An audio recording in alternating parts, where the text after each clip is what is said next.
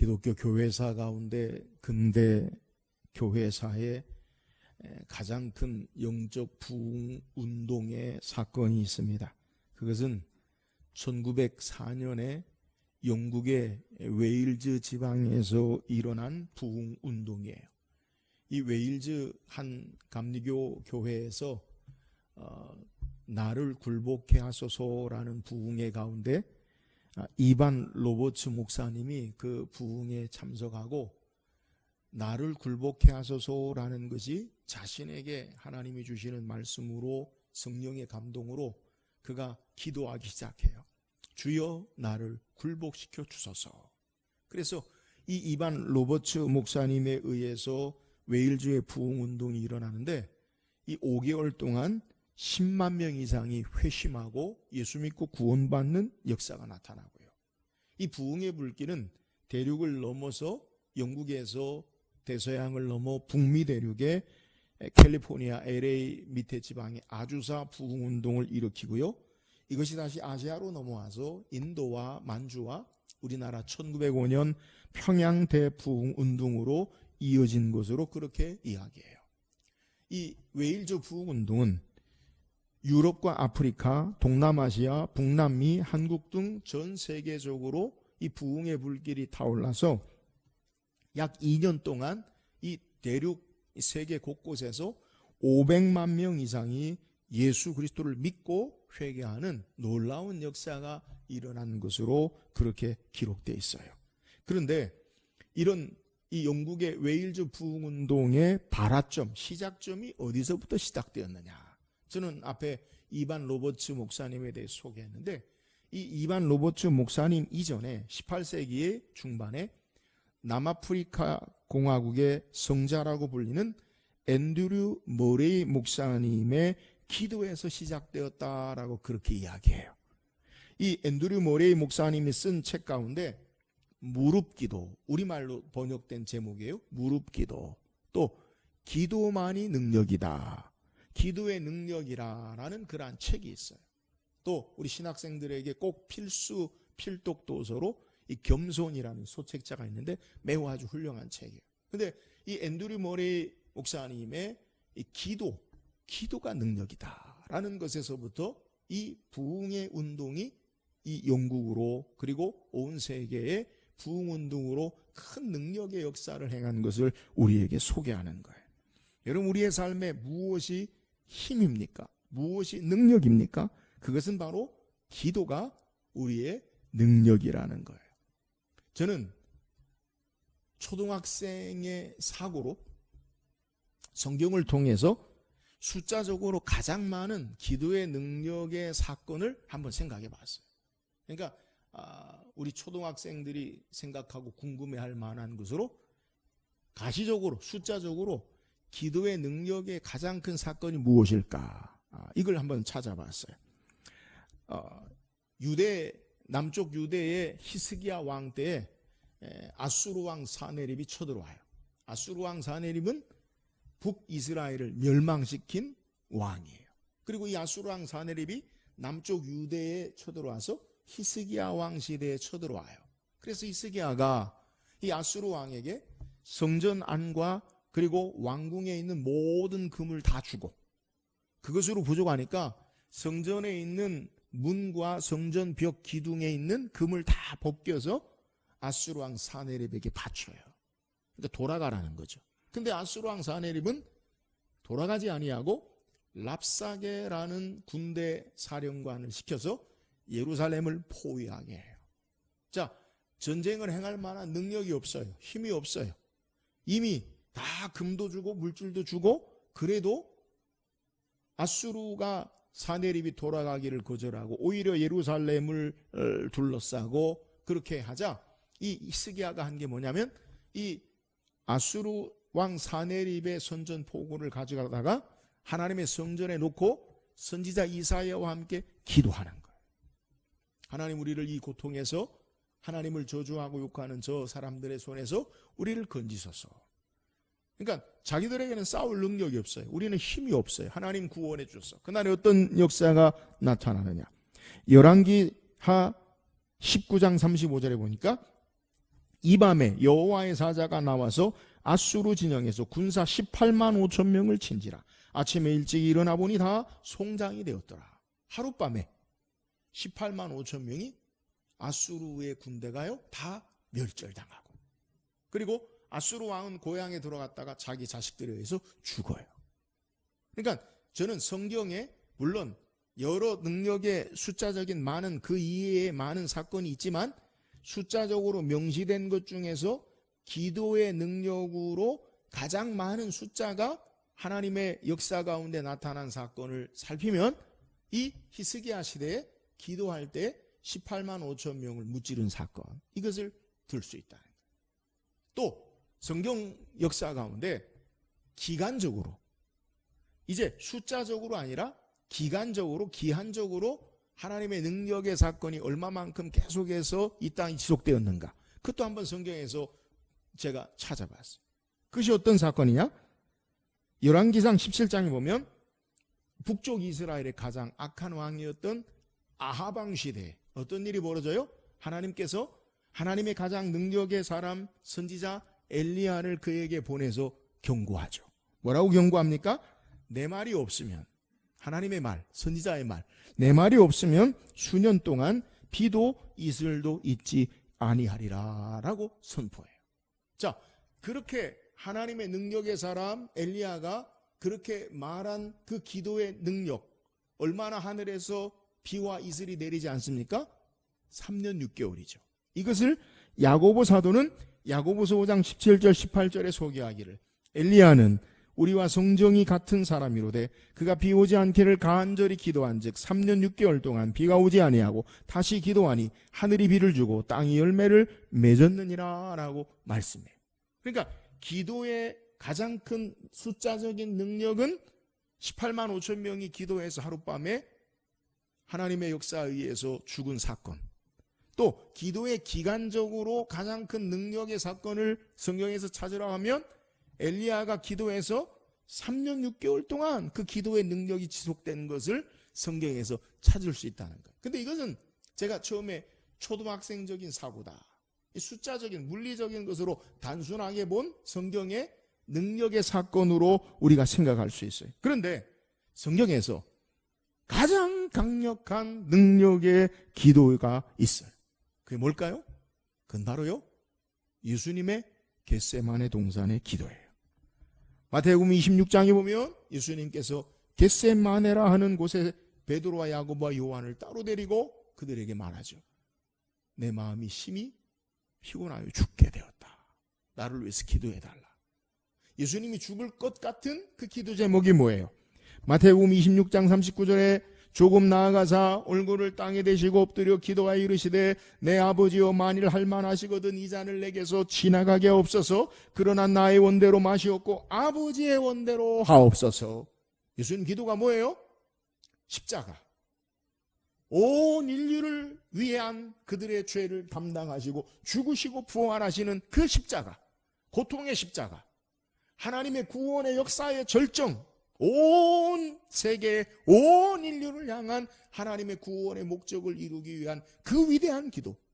결국 예수님은 그 기도를 통해 십자가를 지시고 구원의 역사를 이루셔서 가고 오는 모든 세대, 모든 인류, 주님을 믿고 그의 대속의 죽음을 의지하고 믿고 주님을 영접하는 자에게 구원의 역사를 가져다주는 가장 강력한 기도의 능력의 사건으로 성경이 우리에게 소개하는 거예요.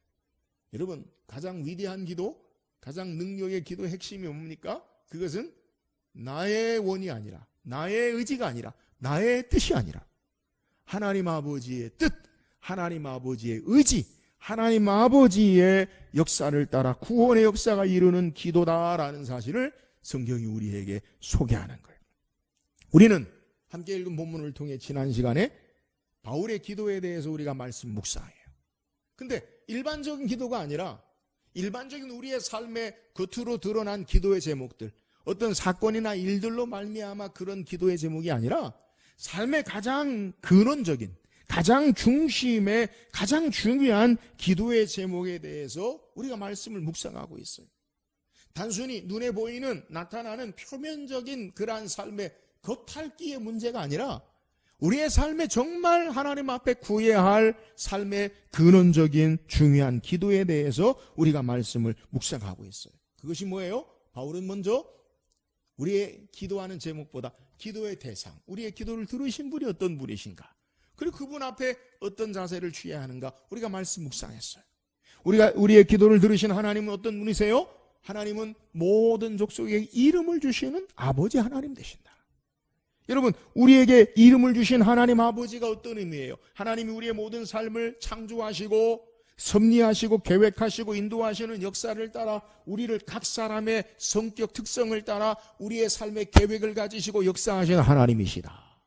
그래서 그 하나님 앞에 우리는 무릎을 꿇고 기도해야 돼요. 무릎을 꿇고 기도하는 게 뭐예요? 그것은, 기도는 내 뜻이 아니라 하나님의 뜻에 항복하고 순종하면서 기도하는 것이다. 이렇게 기도의 대상, 기도의 자세를 바로 알고 어떤 기도를 했어요? 바울은 그 근본적인 기도의 내용은 우리의 속사람을 강건케 해달라고 기도해요. 우리의 속사람이 어떻게 건강할 수 있습니까? 성령으로 예수 그리스도로 말미암아 우리 안에 거하시는, 거주하시는, 계시는 것, 이것이 주님과 함께하는 것이 속사람이 건강한 거다. 또 바울의 기도의 제목이 뭐예요? 그것은 그리스도의 사랑을 알고 그 사랑의 크고 넓고 깊이 높이를 깨달아 넘치는 사랑을 알아야 한다. 왜요? 그 사랑을 할 때 우리는 세상의 어떤 것으로부터 충분하게 만족하게 시험이나 역경이나 환난을 이길 수 있는 근거가 되기 때문에, 여러분, 우리는 지난 시간까지 이 기도의 제목에 대해서 묵상했어요. 계속해서 바울이 기도하는 제목이 뭐예요? 오늘 19절 한번 읽어보세요. 19절입니다. 시작. 그 너비와 길이와 높이와 깊이가 어떠함을 깨달아 하나님의 모든 충만하신 것으로 너희에게 충만하시기를 구하노라. 자, 19절 중반절 이후에 하나님의 모든 충만하신 것으로 충만하게 하시기를 구하노라. 여러분, 이게 기도 제목이. 어쩌면 이 기도 제목은 바울이 우리에게 소개하고 있는 가장 기도의 최고의 절정, 결론. 우리의 삶의 근원적인 가장 중요한 기도 제목이 뭐냐? 하나님의 모든 충만하심으로 너희가 충만하기를 원한다. 이걸 구한다, 기도한다라고 말하고 있는 내용. 우리의 속사람이 주님과 함께함으로 강건해지고 그리스도의 사랑을 깨닫게 되면 결국 하나님의 모든 충만하심으로 충만케 되어지는 것을 우리에게 소개하는 거예요. 그러면 우리가 어떻게 하나님의 충만하심으로 충만한 삶의 모습, 그것이 무엇입니까? 두 가지 의미로 우리가 해석할 수 있는데, 하나는 하나님의 충만하심으로 우리 안에 충만해야 돼요. 하나님의 충만하심으로 우리가 가득 채워져야 돼요. 하나님이 세상을 창조하실 때 사람을, 우리 인간을 어떻게 만드셨어요? 창세기 1장 27절에 보면 하나님이 자기 형상 곧 하나님의 형상대로 사람을 창조하시되 남자와 여자로 창조하시고, 우리를 어떻게 창조하셨어요? 하나님의 형상과 하나님의 모양으로 우리를 창조하셨어요. 이 말은 하나님으로 창조하시고 하나님을 닮은 자로, 하나님으로 충만한 자로 우리를 창조하셨어요. 인간은 하나님의 충만함으로 살아야 해요. 하나님의 충만함으로 사는 게 뭡니까? 하나님이 아담에게 말씀하시기를 동산에 있는 모든 열매를 내가 자유롭게 임의로 먹되 동산 중앙에 있는 선악을 알게 하는 나무의 열매는 먹지 말라. 먹는 날에는 반드시 죽으리라. 여러분, 하나님으로 충만한 것은 하나님의 말씀으로 충만한 삶을 사는 거예요. 그런데 우리 인간이 어떻게 합니까? 사탄의 유혹과 시험으로 하나님의 말씀으로 충만해서 승리하는 삶이 아니라 사탄의 유혹과 시험을 따라 인간의 욕심으로 충만해짐으로, 그러므로 타락하고 범죄하는 인생이 되었어요. 아담과 하와가 사탄의 유혹을 따라 선악을 알게 하는 열매를 보았을 때 그가 어떻게 소개합니까? 성경에 보암직도 하고 먹음직도 하고 지혜롭게 할 만큼 탐스럽기도 한지라. 이건 인간의 욕심, 탐심을 따라서 가득 채워진 그의 마음을 우리에게 소개하는 거예요. 하나님의 말씀으로 채워진 게 아니라, 하나님으로 충만한 게 아니라 인간의 탐심과 욕심으로 충만한 삶을 우리에게 소개함으로 말미암아 범죄하고 소망이 없는 타락한 인생이 된 것을 우리에게 소개하는 거예요. 다시 근본적인 기도의 제목은 이제 창조의 본래의 목적과 회복을 따라 하나님으로 충만한 삶을 살아라. 여러분, 하나님으로 충만한 삶은 말씀 충만한 삶인 것을 믿으시기를 주의 이름으로 축원합니다. 우리가 기도의 제목은요, 우리의 욕심, 세상의 가치 탐욕이 아니라 하나님 말씀으로 충만할 때 승리하며 하나님 말씀으로 충만할 때 참된 믿음의 삶을 살 수 있는 줄 믿으시기를 주의 이름으로 축원합니다. 또한 하나님의 충만하심으로 충만의 의미는 이 충만하심의 수준까지 목표를 우리에게 소개해요. 그래서 대부분 영어 성경의 번역에는 하나님의 모든 충만하심에 이르기까지, 하나님의 모든 충만하심에 도달할 때까지 이렇게 영어 성경이 해석해 놓아요. 그러니까 우리의 목표, 하나님의 충만하심으로 충만하라는 것은 하나님으로 말씀으로 충만한 삶을 의미할 뿐 아니라 하나님의 충만하심에 하나님의 수준에까지 목표, 이것을 우리에게 소개한다는 거예요. 바울은 이런 동일한 말을 에베소서의 또 다른 표현에서 우리에게 소개하고 있는데, 에베소서 4장 13절에 보니까 우리가 다 하나님의 아들을 믿는 것과 아는 일에 하나가 되어 온전한 사람을 이루어 그리스도의 장성한 분량이 충만한 데까지 이르리니. 우리가 하나님을 아는 일과 믿는 일에 그리스도의 장성한 분량에 충만한 데까지 이르러야 한다. 목표를 이야기해요. 여러분, 우리가 하나님의 모든 충만하심으로 충만하라는 것은 하나님의 충만하심 같이 너희도 하나님의 충만하심에까지 이르러라, 이것을 이야기하는 거예요. 근데 이 말씀을 우리가 받을 때, 목사님, 어떻게 우리가 하나님의 수준까지 충만할 수 있어요? 그잖아요? 여러분, 여러분의 신앙의 삶 가운데 나는 예수 그리스도의 장성한 분량에 충만한 데까지 다 이뤘다, 그렇게 말씀하실 분이 계십니까? 없어요. 그러면 목사님, 처음부터 못하는 거니까 관둡시다. 하나님의 충만하신 데까지 어떻게 이르립니까? 뱁새가 황새 쫓아가다 가랑이 찢어지니까 처음부터 그냥 그만둡시다, 이렇게 해야 됩니까? 여러분, 그런 의미가 아니에요. 오늘 하나님의 충만하심에까지 충만하게 이르러라, 처음부터 불가능한 일이니까 그만두어라, 그런 의미가 아니라 참된 의미는, 기도의 의미는 하나님의 충만하심에까지 이루도록 계속해서 우리의 삶이 경건에, 기도에 힘쓰라, 이걸 우리에게 소개하는 거예요. 하나님의 충만하심으로 충만하게 이르기까지 계속해서 경건에 거룩한 삶이 우리에게 있어져야 된다라는 거예요. 아무도 누구라도 어떤 삶이라도 이만하면 됐다라고 교만하고 만족할 수 있는 신앙의 모습은 없어요. 여러분, 우리의 직분이 아무리 목사도 장로님도 권사님도 신앙의 연조가 일평생 50년, 70년, 60년, 100세 인생이니까 100세까지 한다 할지라도 나는 하나님의 충만한 수준에 이르렀다라고 말할 인생은 없어요. 그러므로 우리의 호흡 있는 동안 계속해서 하나님의 충만하심, 그리스도의 장성한 분량에 충만한 데까지 계속해서 우리가 하나님 앞에 경건에 거룩에 힘쓰도록 신앙의 함을 우리에게 소개하는 거예요. 우리의 신앙의 모습은 아무도 자랑하거나 교만할 수 없어요. 항상 부족해요. 나는 이만하면 됐다? 여러분, 그날 신앙은 없어요. 그래서 바울은 그런즉 선줄로 생각하는 자는 넘어질까 조심하라. 여러분, 꼭 기억하세요. 내 신앙은 이만하면 됐다, 천만에 만만에 부당한, 우리가 아무리 하나님의 은혜를 받고 우리가 아무리 하나님의 말씀 앞에 선다 할지라도 이만하면 됐다, 그런 인상은 없어요. 여러분, 영적으로 교만한 게 뭐예요? 나는 성경을 다 안다, 나는 하나님의 말씀을 안다, 나는 많이 기도한다, 그래서 됐다, 이러면 교만해. 교만.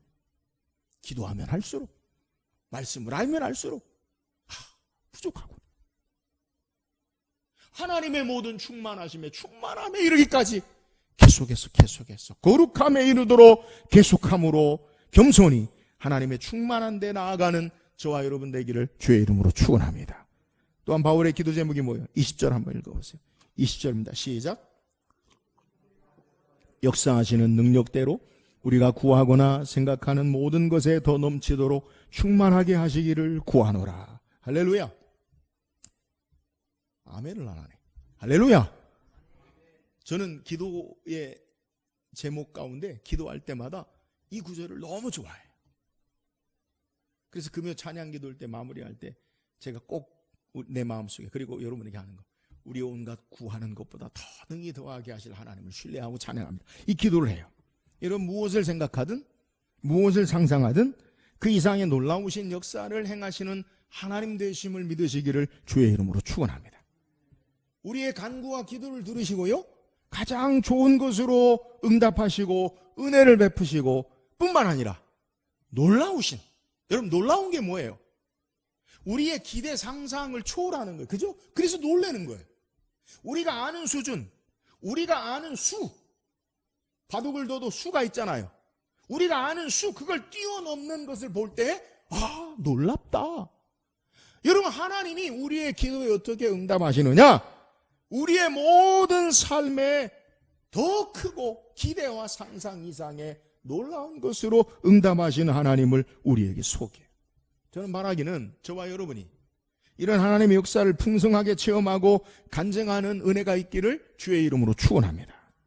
우리는 언제나 우리의 계산이나 우리의 계획보다 훨씬 더 놀라운 것으로 인도하시고 응답하시는 하나님의 역사가 있음을 믿고 신뢰하고 기도해야 돼요.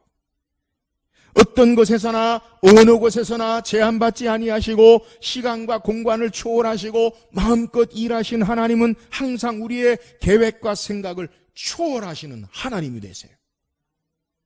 우리가 생각할 수 없는 것을 생각하시고 우리가 계획할 수 없는 것을 계획하시고 우리가 알 수 없는 것을 아시고 우리의 모든 삶의 결과를 아시고 진행하시고 인도하신 하나님이 우리의 아버지 하나님 되시고 우리의 선한 목자로 우리를 인도하시는 분이 되신다는 거예요.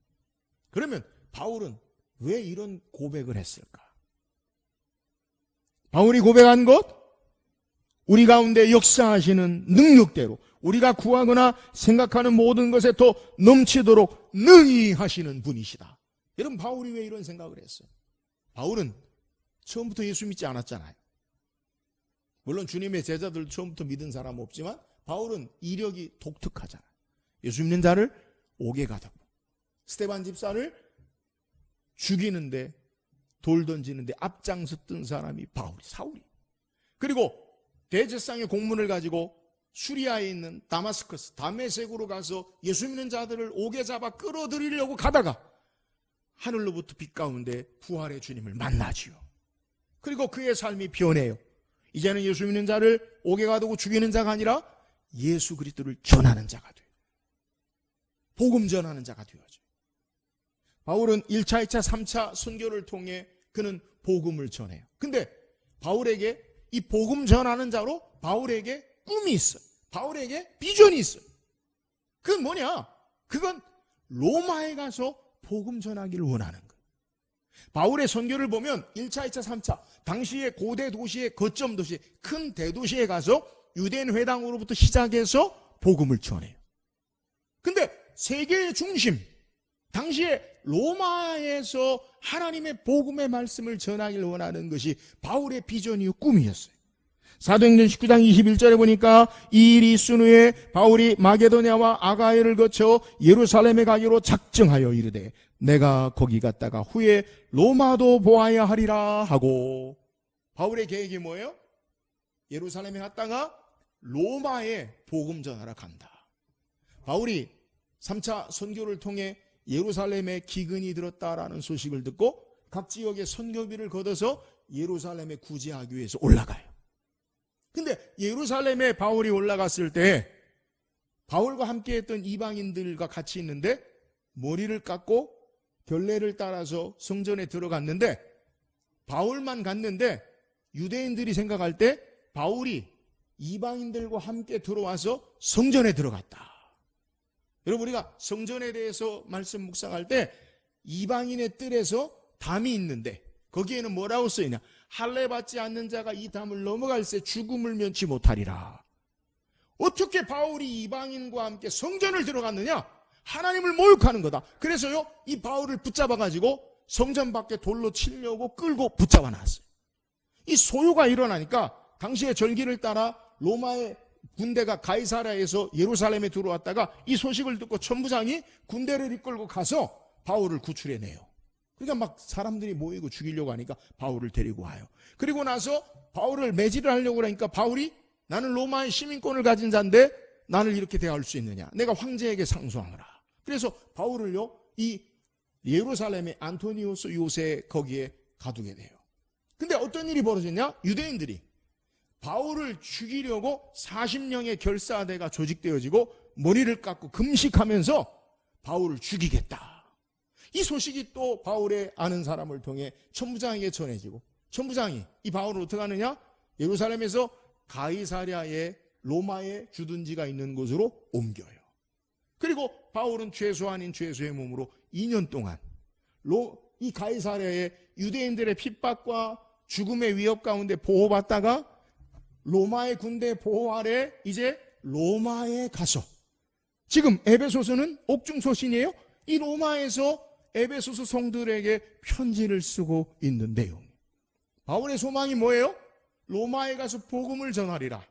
그런데 가장 위험한, 유대인들이 그를 죽이려고 하는 살기등등한 죽음의 위협 가운데 하나님은 바울이 생각하는 방법으로 자유롭게 로마에 가서 복음을 전하게 아니라 그를 죄수 아닌 죄수의 신분으로 그를 로마의 최강의 군대로 보호하시고 안전하게 두시고 그가 로마에서 복음 전할 수 있도록 하나님의 역사를 행하시는 것을 성경이 우리에게 소개하고 그것을 경험한 거예요.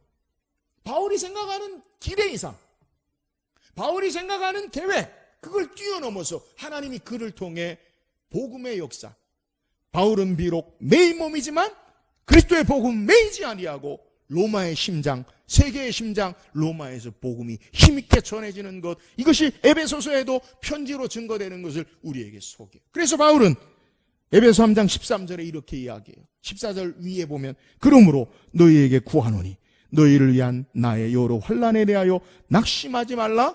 이는 너희의 영광이니라. 여러분, 비록 눈에 보이는 현실이 지금 당장 고난이나 어려움처럼 보이고 우리가 기도하는 기도의 제목을 따라 하나님이 즉시 응답하지 않는 것 같지만 하나님의 말씀을 따라 나아갈 때 하나님의 구원의 역사로 우리의 삶을 인도하신다라는 사실을 우리에게 증거하는 거예요. 때로는 우리의 기대와 바람대로 우리의 삶이 전개되지 않을 수 있어요. 하나님 앞에 간절히 기도해도 우리의 기도대로, 내 기도대로 하나님이 역사하지 않는 것 같은 삶의 모습이 있을 수 있어요. 바울이 예루살렘에 갔다가 로마에 가는데 예루살렘에 사람들이 죽이려고 하잖아요. 반대가 있잖아요. 여러분, 이런 상황이 있을 수 있어요. 그러나 하나님은 모든 것을 합력해서 선을 이루시고 우리의 구원의 역사를 이루시는 하나님 되심을 믿고 신앙할 수 있기를 주의 이름으로 축원합니다.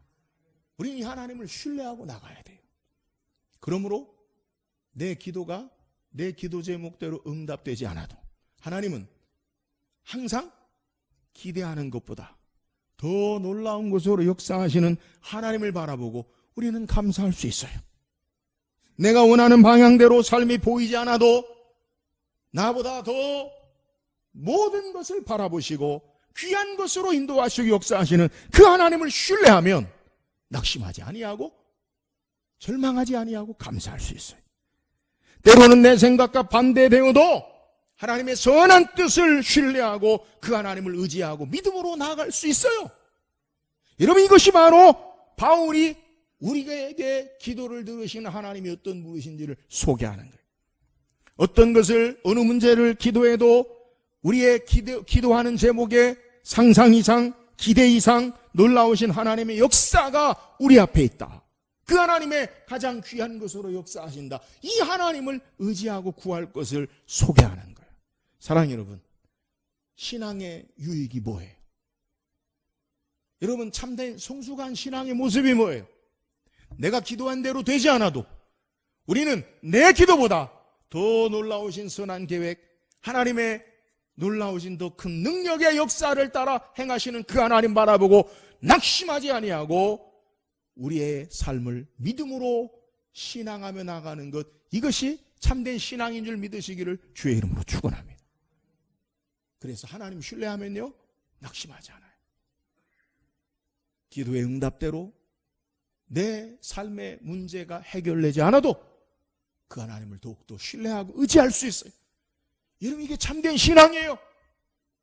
내가 기도한 대로 날마다 응답되어지고 내가 원하는 대로 내 것을 맞추는 하나님은 나의 종이 아니에요.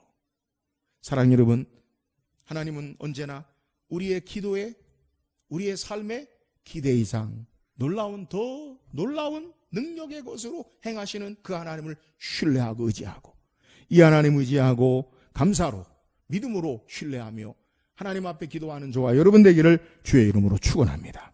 또한 우리의 기도를 드신 분이 어떤 분이세요? 21절 보세요. 21절 시작. 영광이 대대로 무궁하기를 원하노라. 아멘. 마지막 바울은 기도를요, 하나님을 향한 송영, 영광, 찬양으로 마무리해요. 이 찬양의 내용이 뭡니까? 교회 안에서와 그리스도 안에서 영광이 대대로 영원 무궁하기를 원한다. 교회란 건물이 아니에요. 구원받은 저와 여러분이 교회예요. 우리 안에 하나님의 영광이, 그리고 예수 안에서 하나님의 영광이 대대로 계속 영원 무궁하기를 원한다라고 고백해요. 한마디로 우리 안에서나 예수를 구주로 믿는 모든 세대 가운데는 하나님의 영광이 드러나고 나타나야 한다라는 것을 우리에게 소개해요. 본문의 영광이 뭡니까? 헬라어로 독사, 뱀 독사처럼 헬라어로 독사, 이게 영광. 근데 이 단어는 구약 히브리어에 카보드라는 말을 해석한 말인데, 이 카보드라는 말은 히브리어로 무겁다라는 의미, 가치 있다, 존중이 여긴다라는 의미. 여러분, 고대에서 무거운 것을 가치 있는 것을 여겨요. 여러분, 금, 질량이 무겁고 높죠. 그죠? 가치 있는 거예요. 그래서 여기서 파생돼서 이 카보드라는 단어를 훌륭한, 명성, 명예, 영광이라는 의미로 쓰이는데, 근데 구약 성경에서 이 영광은요, 하나님께만 갖다 붙여서 사용하는 단어예요. 그냥 영광이 아니라 하나님의 영광, 이것으로 성경이 우리에게 소개한다는 거예요. 그래서 하나님의 영광이라는 의미로 하나님 자신의 존재와 본성, 그리고 하나님이 나타나신 때 이 영광이라는 단어를 사용하고, 하나님이 물리적으로 우리 가운데 임할 때 기적이나 어떤 특이한 현상을 동반할 때 하나님의 영광이라는 단어를 사용해요. 그래서 이스라엘 백성 출애굽기 19장 20장에 시내산 가운데 하나님이 시내산에 임재할 때 어떤 일이 벌어지냐면 구름이, 빽빽한 구름이 나고 화염 같은 불이 일어나는 것. 그게 하나님의 영광 가운데 임재하신다는 것. 그러니까 하나님이 현현, 하나님이 나타나시면 영광이 나타나는 거예요. 그래서 이 영광을 뭐라고 우리에게 소개하느냐? 국어사전에 보면 빛나고 아름다운 영예라고 사용하는데, 성경적인 의미와는 좀 다르죠. 사람에게 사용하는 것, 그것은 일반적이지만 성경은요, 사람에게 사용하지 않아요. 그래서 하나님이 우리 가운데 임재하실 때에 그의 광채, 나타내는 현상, 그 빛남을 말하고, 하나님의 근본적으로 우리에게 임하실 때 나타나는 그 현상을 영광으로 그렇게 표현해요. 우리는 하나님의 영광이 나타나야 돼. 이 말이 뭐예요? 하나님이 우리 가운데 임재하시고 역사하시는 것을 드러내야 돼요. 여러분, 교회는 하나님의 영광이 보여져야 돼요. 하나님이 우리 안에 역사하시고 우리 가운데 임재하신 것을 보여줘야 돼요. 사랑하는 여러분, 저는 소망이 있어요. 기도하는 제목이 있어요. 늘 우리 가운데, 우리 교회가 하나님의 영광이 풍성하게 드러날 수 있기를 주의 이름으로 축원합니다. 그러면 하나님의 영광이 드러나는 우리 인간편의 바른 삶의 모습이 뭐예요? 하나님의 영광이 드러나는 모습이 뭐예요? 성경 전체에서 하나님의 영광이 드러날 때 인간편에 생각하는 게 뭐냐면 감사와 경배와 찬양. 하나님이 우리에게 임하시면 그 하나님 앞에 영광 돌리는 것, 감사와 찬양과 경배를 돌리게 되는 것. 하나님이 임재하시면 참된 예배가 있어요. 하나님 임재하시면 참된 영광이 있어요. 참된 감사가 있어요. 참된 경배가 있어요. 그분 앞에 굴복하고 그분에게만 영광 돌리는 삶을 사는 거예요.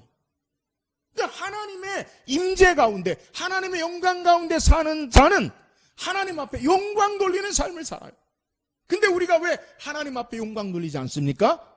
하나님의 영광이, 하나님의 임재가 없기 때문에. 내 영광을 구하고 세상 영광을 구하고 하나님 영광이 보이지 않아요. 인간의 욕심이 가득 차서 참된 경배와 감사와 찬송과 영광을 돌리지 아니하고 하나님의 영광의 자리에 내가 앉아있고 그분이 받으셔야 할 찬양을 내가 받기를 원하는 것, 이것이 우리의 삶의 문제요, 타락한 인간의 속성. 이사야 선지자는 이사야 14장 12절 13절에 너 아침의 아들 계명성이요 어찌 그리 하늘에서 떨어졌으며 너 열국을 엎은 자요 어찌 그리 땅에 찍혔는고 내가 내 마음에 이르기를 내가 하늘에 올라 하나님의 뭇별 위에 내 자리를 높이리라 내가 북극 지폐의 산 위에 앉으리라 라고 말하고 있어요. 이 말의 의미는 이사야 선지자는 바벨론, 이스라엘을 멸망시키는 이 바벨론의 궁극적인 비유를 통해 사탄의 실체를 우리에게 소개해요. 여러분, 사탄은요, 내가 내 마음에 이르기를 내가 하늘에 올라 하나님의 뭇별 위에 내 자리를 높이리라. 하나님 자리에 자기가 앉고 하나님과 높아지려고 하는 것. 여러분, 이게 바로 하나님의 영광이 없어지고 인간의 욕심과 탐욕으로 가득 찬 모습이. 여러분, 우리의 삶의 모습 가운데 하나님의 임재하심 앞에 삶이 있을 때는 내 욕심으로 가득 찬 삶이 아니라 하나님 앞에 경배와 찬양과 영광 돌리는 삶을 사는 것을 우리에게 소개하는 거예요. 오직 하나님만이 영광 받으시고 찬양과 경배를 받으시고 하나님께만 영광 돌리는 삶을 사는 것, 이것이 하나님의 임재, 하나님의 영광을 경험하고 사는 인생의 모습임을 우리에게 소개하는 거예요. 사랑 여러분, 하나님이 우리 가운데 계시고 내 욕심이 아니라 그의 영광의 빛과 광채 앞에 하나님 앞에 찬양과 경배와 감사를 올려드리고 하나님께 영광 돌리는 삶을 사는 저와 여러분 될 수 있기를 주의 이름으로 축원합니다. 하나님이 주인 되세요. 그분이 우리 안에 일하셔 역사하세요. 인간의 탐욕과 욕심이 아니라 하나님의 자리에 내가 앉지 말고 하나님을 하나님 되시게 모시고 하나님 앞에 감사와 찬양과 영광 돌리는 삶을 사는 저와 여러분 되기를 주의 이름으로 축원합니다. 오늘 성경 우리에게 바울이 기도하는 내용을 다시 소개해요. 바울의 기도 제목이 뭐예요? 하나님의 모든 충만하심으로 충만하기를 원하노라. 이 말의 의미는 우리가 우리의 욕심, 세상의 다른 것들로 가득 차지 아니하고 하나님으로 충만한 것. 그게 뭐라고요? 말씀으로 충만한 삶을 사는 것. 이게 근본적인 기도 제목이에요. 여러분, 우리가 왜 실패합니까? 왜 넘어집니까? 하나님으로 충만하지 않아서요. 말씀으로 충만하지 않아서요. 그래서 넘어지는 것. 오늘 하나님으로 충만한, 말씀으로 충만한 삶을 살기를 주의 이름으로 축원합니다. 바울이 우리에게 가르치는 기도의 모습이 뭐예요? 우리의 기도를 들으신 하나님은 언제나 우리의 능히 구하는 것, 또 응답하시는 모든 것에 상상 이상, 기대 이상 놀라운 것으로 역사하신 하나님을 신뢰하고 기도해야 돼. 그래서 내 기도 제목이 내가 원하는 대로 되지 않아도 실족하지 않아요. 낙심하지 않아요. 왜요? 하나님이 더 좋은 것으로, 놀라운 것으로 일하시기 때문에. 내 삶의 계획대로 그려지지 않아도 절망하고 탄식하지 않아요. 왜요? 하나님이 더 좋은 것으로 인도하시고 역사하시기 때문에. 우리의 온갖 구하는 것보다 더 능히 더하실 하나님을 신뢰하고 기도하며 나가는 저와 여러분 되기를 주의 이름으로 축원합니다. 또한 오늘 우리에게 바울이 기도하는 내용이 뭐예요? 하나님 앞에 그의 영광이 우리의 삶을 통해 풍성하게 드러나기를 구하는 거예요. 하나님의 영광이 우리 안에, 하나님의 임재하심이 우리 가운데 하나님을 모시고 그분 앞에 감사와 찬양과 영광 돌리는 우리 모든 성도 되기를 주의 이름으로 축원합니다. 기도하겠습니다.